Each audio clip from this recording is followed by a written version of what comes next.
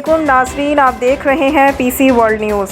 15 सितंबर से पंजाब में मरहलावार स्कूल्स खोलने का मामला। महकमा स्कूल्स पंजाब ने क्लासेस का टाइम टेबल और शेड्यूल जारी कर दिया।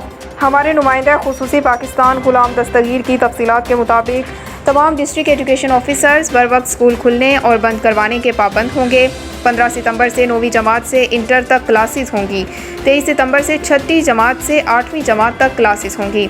30 सितंबर से जमात अव्वल से जमात पंचम तक क्लासेस का आगाज़ होगा। तलबा को 2 ग्रुप्स में तकसीम किया गया। ग्रुप ए की क्लासेस सोमवार, बुध और जुमा को होंगी।